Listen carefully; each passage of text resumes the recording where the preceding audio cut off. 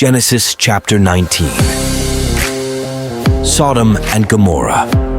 Destroyed. The two angels arrived at Sodom in the evening, and Lot was sitting in the gateway of the city. When he saw them, he got up to meet them and bowed down with his face to the ground. "My lords," he said, "please turn aside to your servant's house. You can wash your feet and spend the night, and then go on your way early in the morning." "No," they answered, "we will spend the night in the square." But he insisted so strongly that they did go with him and entered his house. He prepared a meal for them, baking bread without yeast, and they ate. Before they had gone to bed, all the men from every part of the city of Sodom, both young and old, surrounded the house. They called to Lot, "Where are the men who came to you tonight? Bring them out to us so that we can have sex with them." Lot went outside to meet them and shut the door behind him and said, "No, my friends, don't do this wicked thing.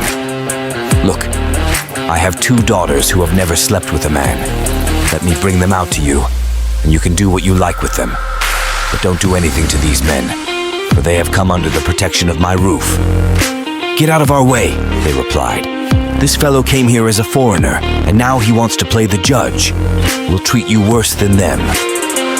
They kept bringing pressure on Lot and moved forward to break down the door.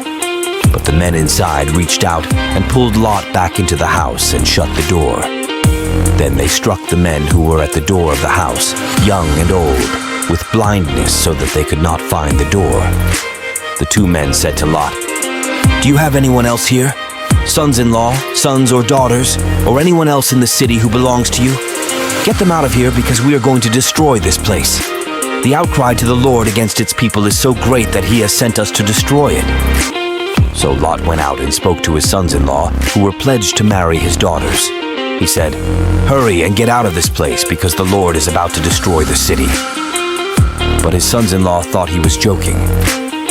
With the coming of dawn, the angels urged Lot, saying, "Hurry!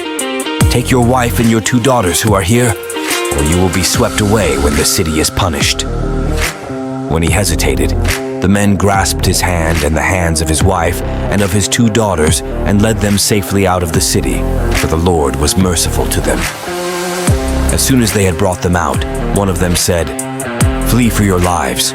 Don't look back, and don't stop anywhere in the plain. Flee to the mountains, or you will be swept away." But Lot said to them, "No, my lords, please. Your servant has found favor in your eyes, and you have shown great kindness to me in sparing my life. But I can't flee to the mountains. This disaster will overtake me, and I'll die. Look, here is a town near enough to run to, and it is small. Let me flee to it. It is very small, isn't it? Then my life will be spared." He said to him, "Very well, I will grant this request too. I will not overthrow the town you speak of, but flee there quickly because I cannot do anything until you reach it." That is why the town was called Zoar. By the time Lot reached Zoar, the sun had risen over the land. Then the Lord rained down burning sulfur on Sodom and Gomorrah from the Lord out of the heavens. Thus he overthrew those cities and the entire plain, destroying all those living in the cities, and also the vegetation in the land. But Lot's wife looked back, and she became a pillar of salt. Early the next morning, Abraham got up and returned to the place where he had stood before the Lord. He looked down toward Sodom and Gomorrah, toward all the land of the plain, and he saw dense smoke rising from the land, like smoke from a furnace. So when God destroyed the cities of the plain, he remembered Abraham, and he brought Lot out of the catastrophe that overthrew the cities where Lot had lived, Lot and his daughters. Lot and his two daughters left Zoar and settled in the mountains, for he was afraid to stay in Zoar. He and his two daughters lived in a cave. One day the older daughter said to the younger, "Our father is old, and there is no man around here to give us children, as is the custom all over the earth. Let's get our father to drink wine and then sleep with him and preserve our family line through our father." That night they got their father to drink wine, and the older daughter went in and slept with him. He was not aware of it when she lay down or when when she got up.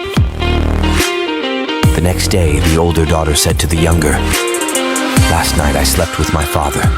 Let's get him to drink wine again tonight, and you go in and sleep with him so we can preserve our family line through our father." So they got their father to drink wine that night also, and the younger daughter went in and slept with him. Again, he was not aware of it when she lay down or when she got up. So both of Lot's daughters became pregnant by their father. The older daughter had a son, and she named him Moab. He is the father of the Moabites of today. The younger daughter also had a son, and she named him Ben-Ami. He is the father of the Ammonites of today.